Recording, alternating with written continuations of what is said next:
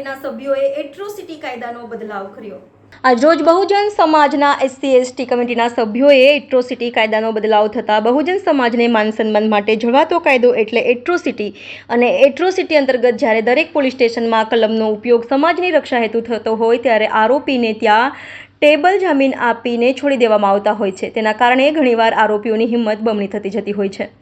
Atrocity લાગ્યા બાદ પણ આરોપીને તાત્કાલિક ટેબલ જામીન આપીને પોલીસ સ્ટેશનમાંથી છોડી દેવામાં આવે છે, જેના કારણે આ કલમ દિવસે ને દિવસે લૂલી કરવામાં આવતી હોય તેમ બહુજન સમાજના લોકોને લાગી રહ્યું છે, જેના કારણે તેમને અન્યાય માટે અધિકાર માટે આ કાયદાનો અમલ ચાલુ રાખવો જોઈએ તેવી માંગણી સાથે જિલ્લા કલેક્ટરને આવેદન સુપ્રત કરવામાં આવ્યું હતું। સમાજના અગ્રણીઓએ જણાવ્યું હતું કે પોલીસ દ્વારા હરિયાણાના કેસમાં સંદર્ભનું ખોટું અર્થઘટન કરીને આરોપીઓને છોડી દેવામાં આવે છે, જેનાથી બહુજન સમાજના લોકોને ન્યાયથી વંચિત રહેવું પડે છે। देश पे वही राज करेगा जो संविधान का मान करेगा।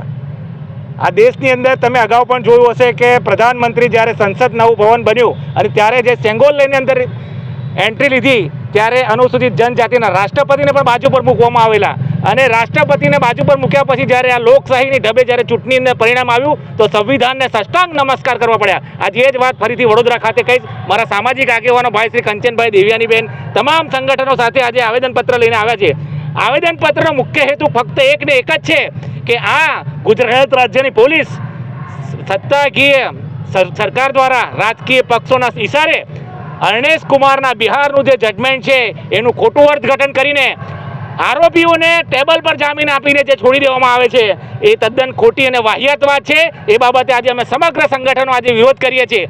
થોડા દિવસ પહેલાં ગુજરાતના તમામ રાજ્યના સંગઠનોએ પણ વિરોધ કરેલો છે। આજે એને સમર્થન રૂપે પણ આજે અમે વડોદરામાંથી વાત કરી રહ્યા છીએ કે આ એટ્રોસિટીના કાયદાનું ચુસ્ત રીતે અમલ થવું જોઈએ અને લોકશાહીની ઢબે જ્યારે સંવિધાનની સોગંદ થઈને બેઠેલા વહીવટીતંત્રના અધિકારીઓ કે જે લોકોએ અધિકારીતા દરમિયાન સોગંદ લીધી હોય એનું ચુસ્તપણે પાલન કરે એવી આજે અમારી નમ્રતાપૂર્વક અપીલ છે। પણ જો એને નહીં પાલન કરવામાં આવે તો આઝાદીની અંદર જે આદિવાસીઓ અને દલિતોએ જે પેશવા બનીને જે કર્યું છે એ પણ અમારી આવડતની વાત છે, પણ અમે સંવિધાનમાં માનીએ છીએ એટલે આજે અમે આ અધિકારીઓને નમ્રતાપૂર્વક આવેદનથી સમજાવી રહ્યા છીએ। મહેશ સોલંકી, સંવિધાન બચાવો સમિતિ સંયોજક, વડોદરા શહેર। આજે અમે કલેક્ટર ઓફિસે આવેદન આપવા માટે આવ્યા છે કે જે SC/ST એક્ટનો જે હોદ્દો હોય, જે કાયદો છે અમારો સંવિધાનની અંદર છે, અમારા સંવિધાનની અંદર કોઈ ફેરફાર કરી શકે નહીં, કેમ કે અમારા બાબા સાહેબે જે 2.5 વર્ષ ઉજાગરા અને રાત દિવસ વેઠી અને આ કાયદા બનાવેલા હોય અને એનાથી આજે ભારતને સોનાની ચિડિયા કહેવામાં આવતું હોય। આજે ઓલ ઇન્ડિયાની અંદર તમે જુઓ તો ભારતને બહુ સારું માનવામાં આવે છે, કેમ કે ગરીબ માણસ બી અહીંયા પોસાઈ જાય છે અને કાયદા બહુ સારા છે, રાત્રે નીકળી શકે છે, દિવસે મહિલાઓને બી કાયદા એવા બધા આપ્યા છે। અને આ કાયદો જે એટ્રોસિટીનો જે કાયદો છે કે જે ટેબલ ઉપર જામીન મળી જાય છે એ કયા હેતુથી એ લોકોએ સંવિધાનમાંથી કાઢી અને પોલીસ એમની મરજી કરી અને આ ચલાવી રહી છે। આ તો પછી અમારી પાસે તો કોઈ હથિયાર જ ના રહ્યું ને, તો મારે તો એ પણ કેવું છે તો પછી આ બહુજન સમાજવાળાને હથિયાર આપી દો તમે, અમારું હથિયાર તમે છીનવી લીધું છે કાયદો, કેમ કે અમારે તો એ જ વર્કના કામ કરવા પડે છે। અમારી અંદર તમામ જાતિ પીછળ વર્ગની જો જાતિ છે અમારી, તો અમારા તો કામ પણ એ જ બધા છે।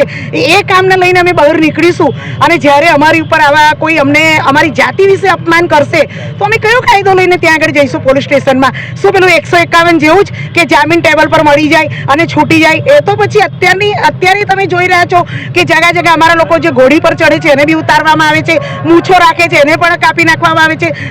સરકારી કર્મચારીઓ જે કામ કરે છે ને એમને જ ખબર છે, એમને સંવેદનશીલતા જે થાય છે એમને ખબર છે કે અમારી સાથે શું વીતી રહી છે। નોકરી તો બધા જ કરે છે, નોકરી એક કાયદાના આધારે કરે છે, પણ એનાથી અપમાનિત અમે બહુ જ થઈએ છીએ।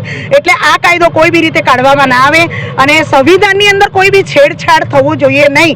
કઈ રીતે તમે સંવિધાનમાં છેડછાડ કરી શકો છો? આ SC/ST નો જે એક્ટ જે આ લોકો કાઢવા માંગે છે, જે ટેબલ પર જામીન આપે છે, તો ટેબલ પર જામીન ના થવા જોઈએ, કારણ કે આની અંદર તો અમે લોકો પછી લાચાર થઈ જઈએ છીએ, અમારી પાસે કોઈ હથિયાર એવા નથી। બીજી વાત છે કે ઘણા લોકો જે આ બિહારથી જે જજમેન્ટ લઈને આવ્યા છે ને જે એ જજમેન્ટના આધારે પોલીસ આજે આટલી બધી દાદાગીરી કરે છે, તો પછી અમે જ્યારે જ્યાં SC/ST ને લઈને અમે ત્યાં પોલીસ સ્ટેશનમાં જઈએ છીએ એટ્રોસિટી કરવા માટે, ત્યારે ત્યાં ટેબલ પર જો જામીન મળતા હોય તો ત્યાંનો અધિકારી કેમ એની ઇન્વેસ્ટિગેશન નથી કરી શકતો ને ACPને કેમ બોલાવે છે?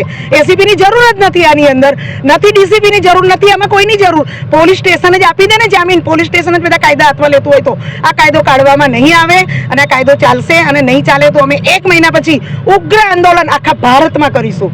જય ભારત, જય હિન્દ. આપનું નામ? દેવ્યાણીબેન પરમાર, સામાજિક કાર્યકર્તા.